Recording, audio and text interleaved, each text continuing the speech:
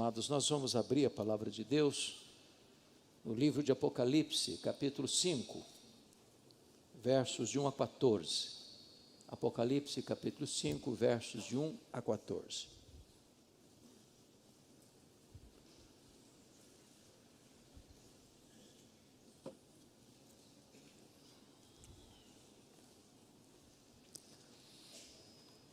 Ontem à noite nós tratamos do capítulo 1 de Apocalipse, hoje de manhã do capítulo 4, e agora vamos considerar o capítulo 5.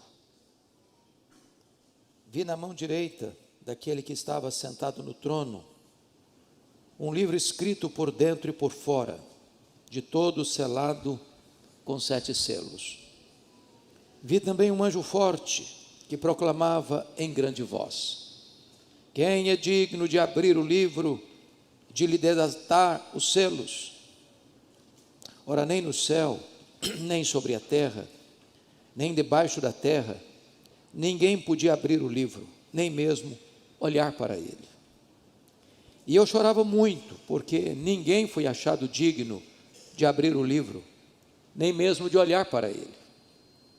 Todavia, um dos anciãos me disse: não chores, eis que o leão da tribo de Judá, a raiz de Davi, venceu para abrir o livro e os seus 7 selos. Então vi no meio do trono, dos 4 seres viventes, e entre os anciãos de pé, um cordeiro como tendo sido morto. Ele tinha 7 chifres, bem como 7 olhos, que são 7 Espíritos de Deus enviados por toda a terra. Veio, pois, e tomou o livro da mão direita daquele que estava sentado no trono.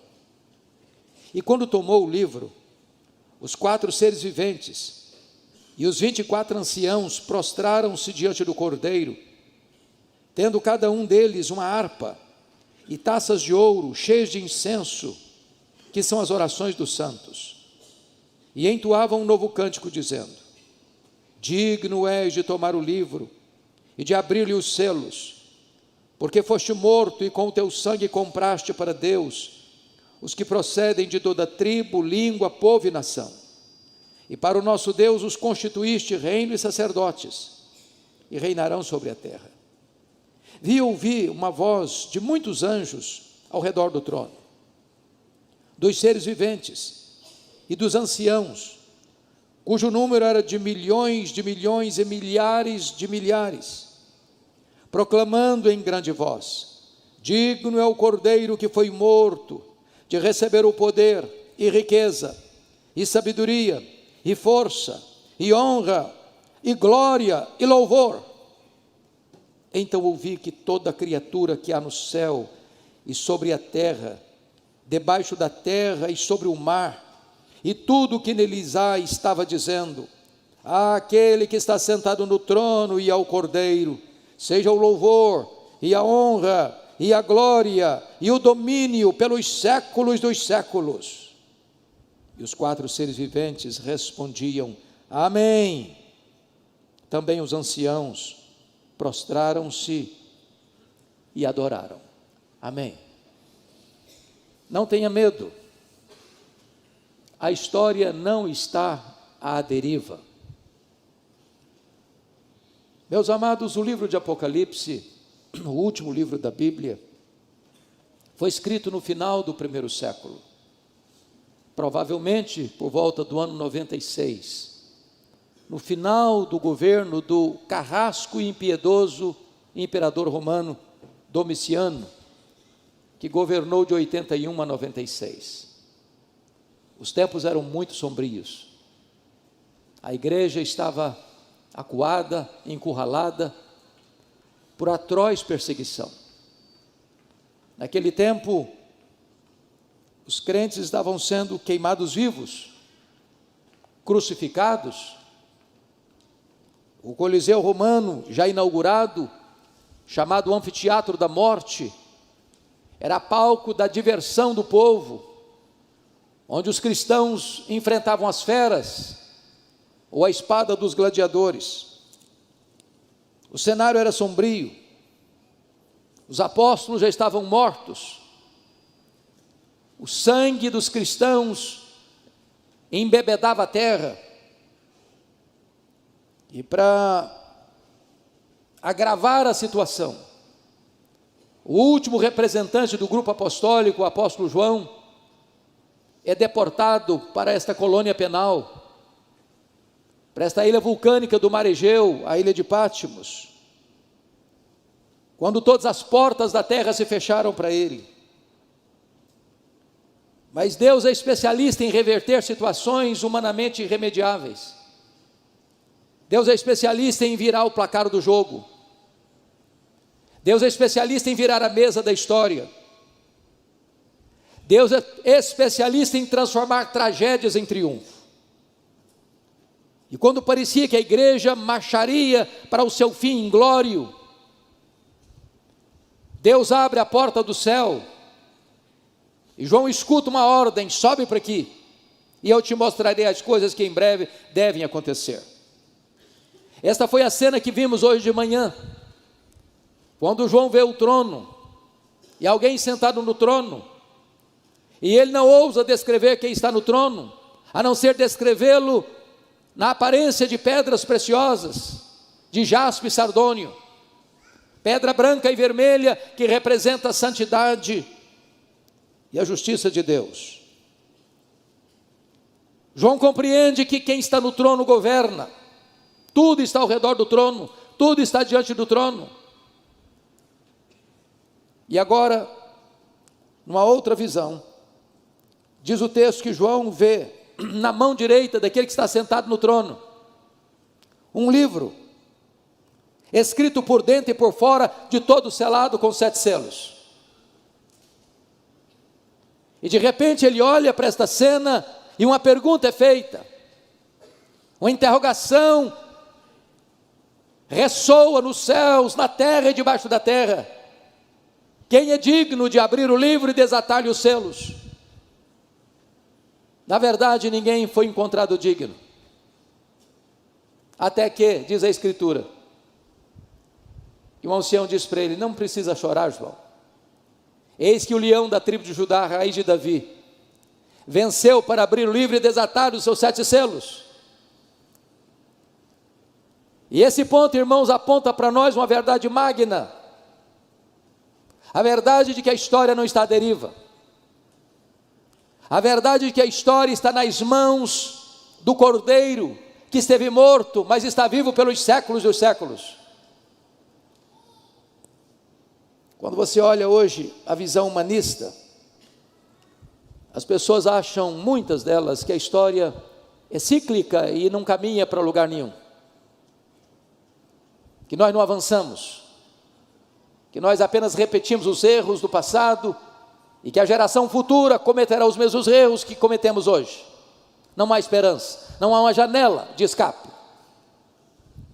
Outros olham para a história e dizem: bom, a história é uma sucessão de fatos sem significado, não há plano, não há esperança. Poderíamos ilustrar isso com a novela de Albert Camus, A Praga, quando ele descreve a cidade de Oran, que foi invadida por ratos que trouxeram a temida peste bubônica. Os médicos se empenharam e, com seus associados, batalharam até vencer a epidemia. Mas no final do livro, o médico disse: é só uma questão de tempo, os ratos voltarão. Não há esperança. Friedrich Hegel, no seu livro Filosofia da História, diz que os povos, que as nações, que os governos nunca aprenderam da história. O grande chanceler inglês Winston Churchill disse que os homens cresceram em poder, os homens cresceram em conhecimento, mas eles não evoluíram moralmente. Sob pressão, o homem moderno praticará os mesmos terríveis atos. O afamado historiador Gibbon, no seu livro Declínio e Queda do Império Romano, disse que a história é pouco mais do que um registro dos crimes, das loucuras e dos infortúnios da humanidade. Thomas More, em seu livro Utopia, entretanto, antevê um tempo em que a terra seria banhada pelas benfeitorias do homem, no apogeu da sua glória, que o homem construiria na terra o próprio paraíso.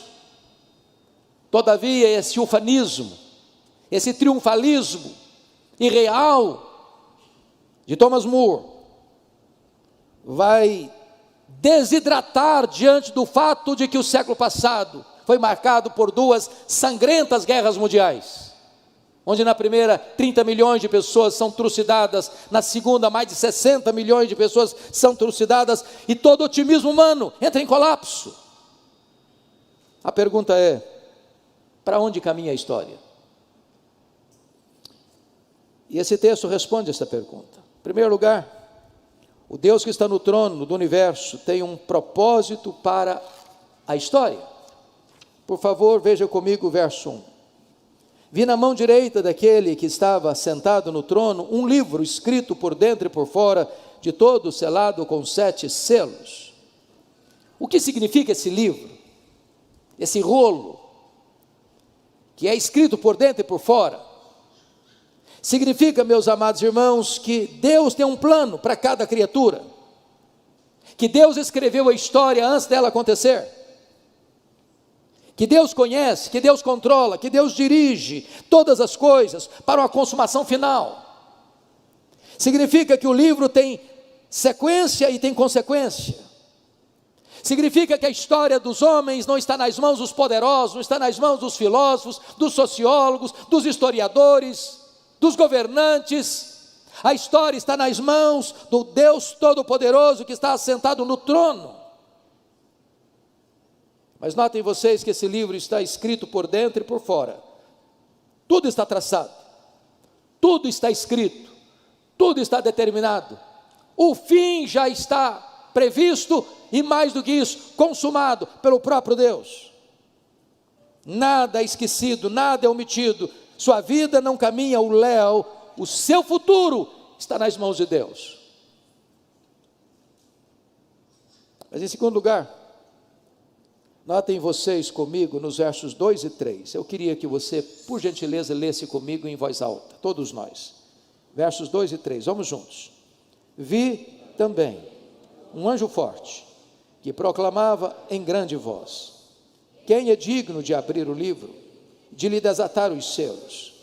Ora, nem no céu, nem sobre a terra, nem debaixo da terra, ninguém podia abrir o livro, nem mesmo olhar para ele. Quando diz que o livro está selado com 7 selos, 7 é um número emblemático na Bíblia, um número de completude. Significa que a história sem Deus está completamente, hermeticamente fechada. Só Deus pode dar sentido à história e à sua própria vida. E uma pergunta então é feita: quem é digno? Porque ninguém foi encontrado digno nem de abrir, nem de olhar para dentro dele, de lê-lo, de decifrá-lo. E essa pergunta é feita no céu: quem é digno? Nem Miguel, nem Gabriel, nem os querubins, nem os serafins, nem os anjos, nem os santos que já estão na glória, Abraão, Isaque, Jacó, Elias, Davi, Paulo, Pedro, Maria. Ninguém foi encontrado digno de abrir este livro, de desatar os seus selos. Então a pesquisa desce para a terra, e nenhum rei, nenhum governante, nenhum filósofo, nenhum teólogo, nenhum sociólogo, nenhum cientista, nenhum homem, por mais rara que seja a sua inteligência, foi capaz de abrir este livro e desatar-lhe os selos. Então a pesquisa é feita debaixo da terra, nas regiões inferiores. Nem o diabo, nem seus demônios, nem aqueles que estão atormentados ali conseguiram entender, decifrar e desatar os selos desse livro. Qual foi o resultado? Diz o texto, no versículo de número 4: e eu chorava muito, porque ninguém foi achado digno de abrir o livro, nem mesmo de olhar para ele. E aqui eu percebo a angústia de João. E a pergunta é: por que João está chorando? Talvez por duas razões. Primeiro, ele está chorando, porque isso parecia frustrar a promessa do capítulo 4, verso 1. Qual foi a promessa do capítulo 4, verso 1? Sobe para aqui, é uma ordem. E aqui tem uma promessa. E eu te mostrarei as coisas que em breve devem acontecer. Se ninguém era capaz de sequer olhar para o livro ou de desatar-lhe os selos, como é que o futuro poderia ser decifrado? Como é que a promessa poderia ser cumprida? Mas em segundo lugar, porque se ninguém é capaz de olhar para esse livro, ler esse livro, desatar os seus selos, então a história estaria à deriva, como um barco sem leme. E por isso ele chora. E meus irmãos, aqueles que olham para a história na perspectiva humanista, aqueles que olham para a história e acham que ela está dando voltas, aqueles que olham para a história e acham que ela é um caminhão sem freio, ladeira abaixo, eles não têm esperança. Eles choram também, eles se desesperam também. Mas notem comigo que o verso 5 reverte esse quadro. Porque o digno procurado agora é o digno encontrado. Você pode ler o verso 5 comigo, por gentileza, todos juntos? Todavia, um dos anciãos me disse: não chores, eis que o leão da tribo de Judá, a raiz de Davi, venceu para abrir o livro e os seus 7 selos. Eu quero dizer a você nesta noite que há consolo para nós. E a ordem de Deus para você é: não chores. Seu futuro pode ser desconhecido para você, mas seu futuro está nas mãos de Deus. Sua vida está nas mãos de Deus. A sua família está nas mãos de Deus. Tudo está nas mãos de Deus. Quem controla a sua vida não é Brasília, não é Washington, não é a ONU, não são os organismos internacionais. Quem controla a sua vida é o Deus Todo-Poderoso. A sua vida está nas mãos do Deus Todo-Poderoso. Então não se abata, então não se entristeça, então não se desespere. Deus continua no trono e o Cordeiro tem o livro da história nas suas poderosas mãos. Mas notem mais. A solução desta história, porque você vai notar aqui a descrição daquele que tem autoridade, competência, capacidade para abrir o livro e desatar os selos. Eis que o leão da tribo de Judá, a raiz de Davi, venceu para abrir o livro e os seus 7 selos. Tanto o leão de Judá, que é uma expressão profética lá de Gênesis 49, quanto a raiz de Davi, outra expressão profética messiânica, lá em Isaías 11:1, está apontando para Jesus. Ele é o leão da tribo de Judá. Ele é a raiz de Davi. Ele é aquele que venceu. E venceu quem? Venceu o diabo, venceu o mundo, venceu o pecado. Ele está apto para abrir o livro, porque ele é o Messias vencedor. Ele é o leão, porque antes ele foi o cordeiro. Agora notem vocês, que quando no verso 6 nos é informado quem é este leão, quem é esta raiz de Davi, está escrito: então vi no meio do trono e dos 4 seres viventes, e entre os anciãos um de pé, um cordeiro como tendo sido morto. Ele diz que foi o leão que venceu, mas quando ele vai olhar para o leão, não é um leão que ele vê um cordeiro como tendo sido morto. Ele é o leão porque primeiro foi o cordeiro. Ele morreu como cordeiro, mas ele ressuscitou como leão. Ele tem todo o poder, ele tem toda a autoridade. E diz a Escritura, meus amados irmãos, que esse cordeiro tem uma característica: tendo sido morto. Ele morreu não como um acidente. Ele morreu não porque fraquejou diante do poder de Roma. Ele não morreu porque foi uma vítima indefesa das tramas do sinédrio judaico. Ele não morreu porque Judas o traiu, porque Pedro negou, ou porque o Sinédrio contratou testemunhas falsas para acusá-lo. Ele não morreu porque Pilatos simplesmente covardemente o condena. Ele morreu porque este era o projeto eterno de Deus. O Cordeiro foi morto antes da fundação do mundo, para a nossa redenção. Agora notem quem é esse Cordeiro, quais são os seus atributos. Vejam vocês comigo. No versículo 6, ele tinha 7 chifres, e chifre na Bíblia é uma palavra que descreve poder. Quando diz que ele tinha 7 chifres, isso não é um monstro que é descrito para nós, isso representa para nós que ele tem todo o poder, porque 7 é o número da completude, o número completo, significa que ele é onipotente. Quando diz no verso 6 que ele tem 7 olhos, não é que é um cordeiro esquisito, não. 7 olhos é uma expressão bíblica que significa ele tem todo o conhecimento, ele é onisciente, ele é onipotente, ele é onisciente. Mas notem vocês que são os 7 Espíritos de Deus enviados por toda a terra. Isso representa que ele não só é onipotente, ele não só é onisciente, mas ele também é onipresente. São atributos exclusivos de Deus. O Cordeiro é onipotente, o Cordeiro é onisciente, o Cordeiro é onisciente e onipresente e onipotente, ele tem todo o poder. Agora, confira comigo, em quarto lugar, quais são as implicações de Jesus estar com o livro da história em suas mãos. Vejamos, por favor, a partir do verso 8 ao verso 12.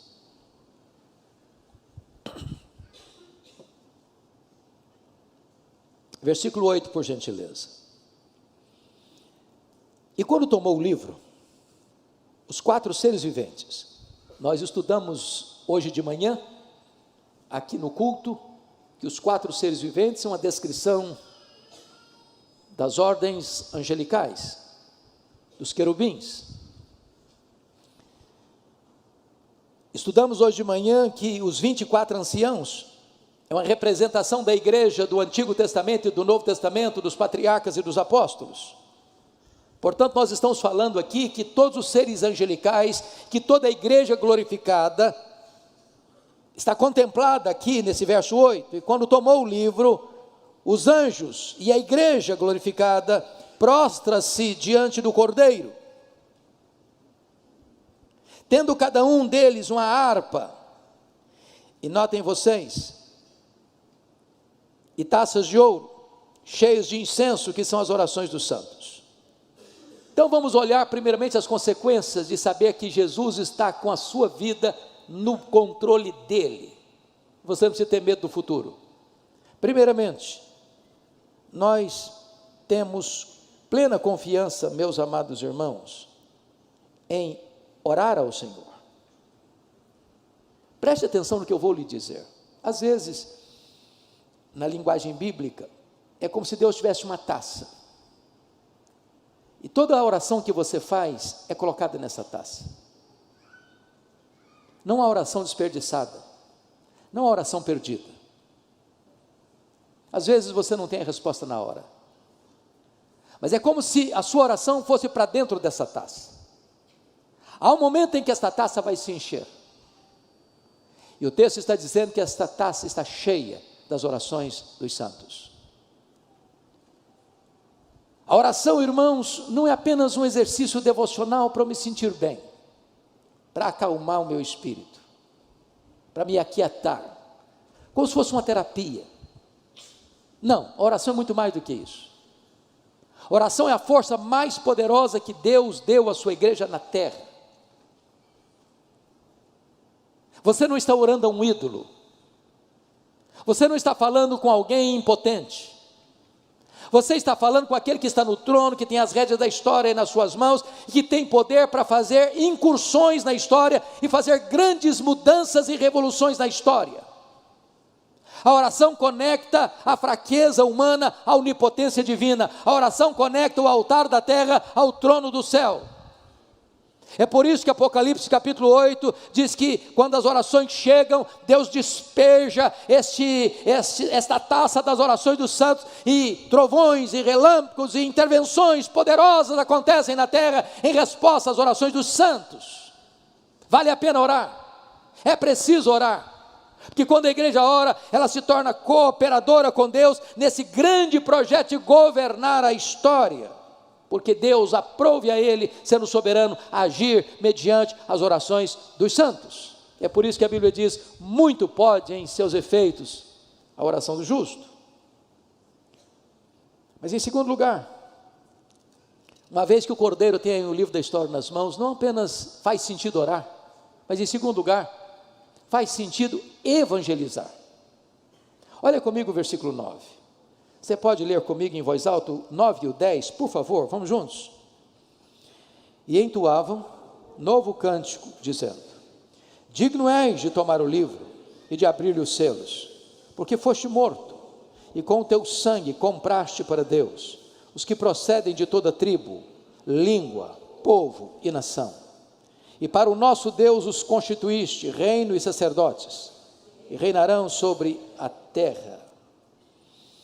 Meus amados irmãos, há duas coisas que eu destaco aqui.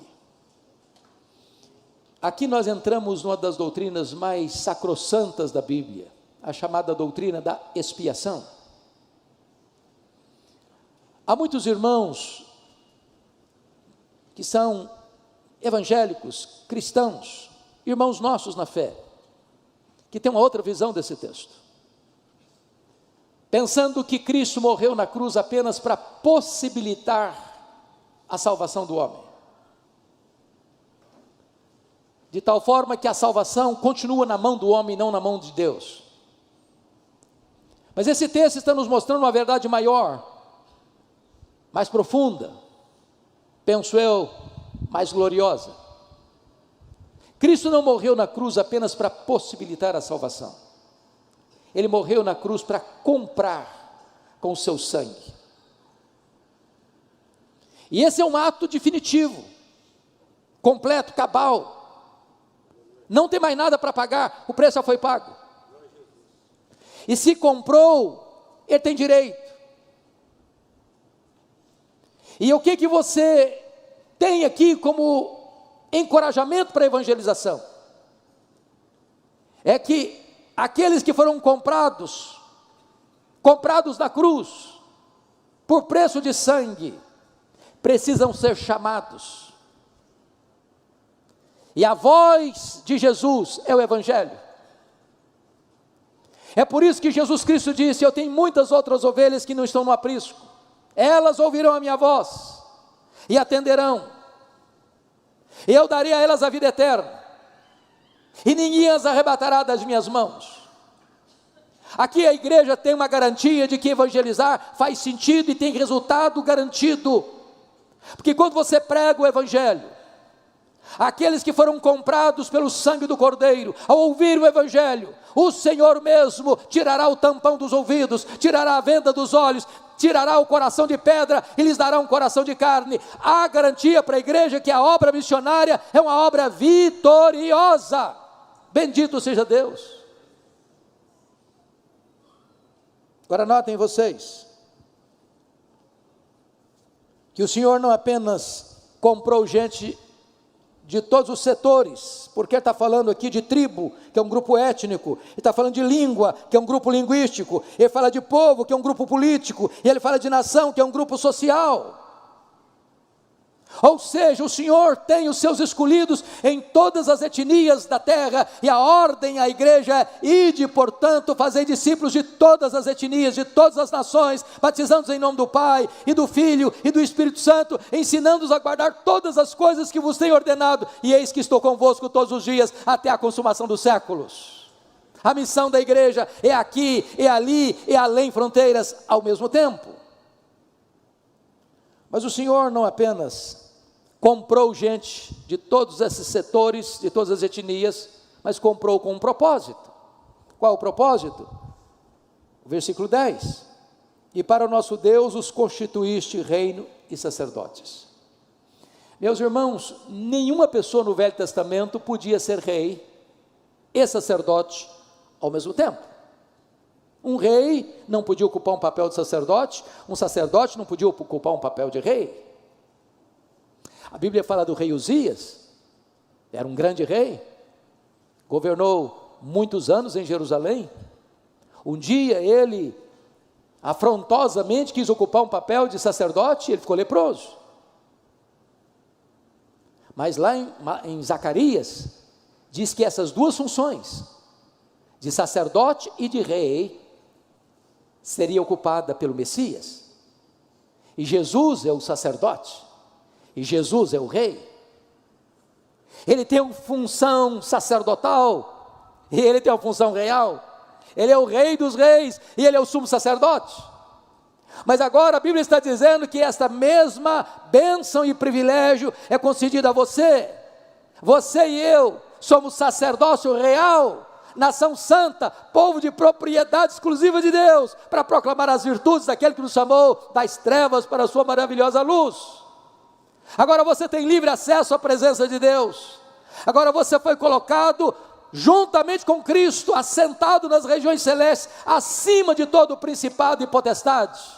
E nós também assentaremos em tronos e reinaremos com Ele pelos séculos dos séculos. Que privilégio você e eu temos diante da obra que Cristo realizou na cruz. Mas, amados irmãos, nós ainda temos uma outra implicação.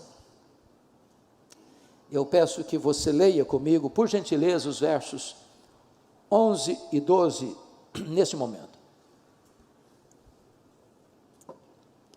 Pode ler comigo, 11 e 12, vamos juntos?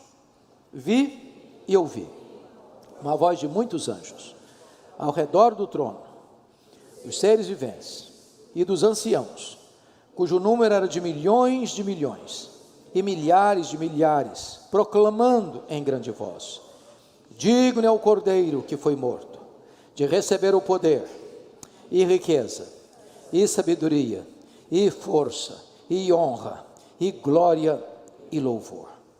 O que eu acho maravilhoso é que ele não depende de receber nada disso, de ninguém, porque já tem, sempre teve.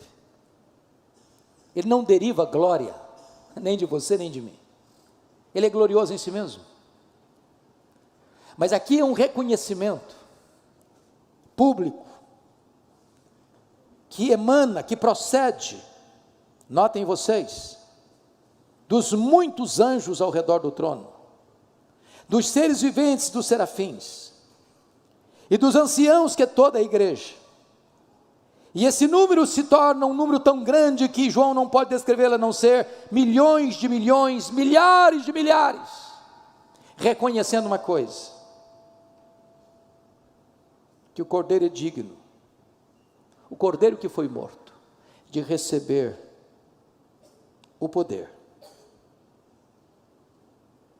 todo o poder, poder da força do braço humano, poder da sabedoria humana, poder dos recursos humanos, todo o poder, ele é digno de receber. Ele é digno de receber a riqueza, as fortunas dos grandes empresários, dos grandes comerciantes, daquele que recebe salário mínimo, toda a riqueza consagrada a ele. Ele é digno de receber sabedoria, a sabedoria dos grandes luminares do saber humano, dos grandes pensadores. Ele é digno de receber. Ele é digno de receber a força humana, a força da terra, a força do céu. A honra é dele. É por isso que nós aprendemos hoje de manhã no capítulo 4, que embora os anciãos, os 24 anciãos, tivessem coroas de ouro, quando chegam diante daquele que está no trono, eles se prostram, e eles tiram as suas coroas e depositam-nas aos pés daquele que está sentado no trono, porque só ele é digno de honra. Ele é digno de glória, só ele é glorioso, e a glória só pertence a ele. Ele é digno do louvor, porque não há culto senão endereçado a Ele. Meus amados, eu gostaria agora de concluir dizendo a vocês que esse texto termina de uma maneira arrebatadora, apoteótica. E Dr. Charles Erdman, egrégio comentarista presbiteriano, ao tratar deste assunto, ao expor esse texto, diz que nós encontramos aqui em Apocalipse capítulo 4 e capítulo 5, o oratório da criação e o oratório da redenção. Oratório é um gênero musical dramático, com solos e coros, acompanhados de orquestra. E a cena que temos diante de nós é tão bela, é tão eloquente, que talvez nos faltem palavras para descrevê-la. Eu queria convidar a igreja nesta noite, para nós visualizarmos essa cena. Quem sabe você sendo convidado para uma grande apresentação musical, talvez na mais nobre e seleta sala do universo, a mais ampla, vai fazer parte deste grande coral, desta grande orquestra, toda a igreja glorificada, todos os seres angelicais, todos os seres que habitam nos céus, todos os seres que foram criados por Deus e respiram nos céus, na terra, nos mares. E você é convidado para entrar para esse grande musical.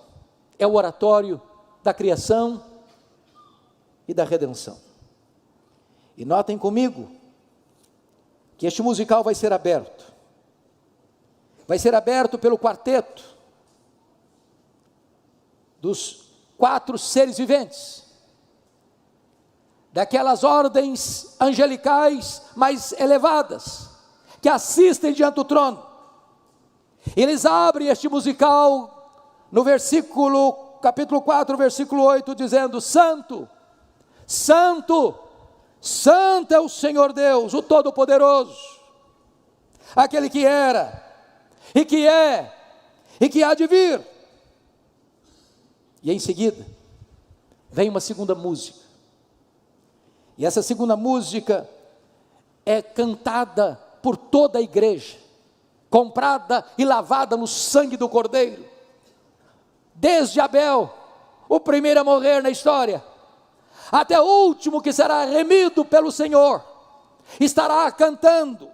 E a música está no capítulo 4, verso 11, e a música é esta: digno, tu és digno, Senhor e Deus nosso, de receber a glória, e a honra, e o poder, porque todas as coisas tu criaste, sim, por causa da tua vontade, vieram a existir, e foram criadas.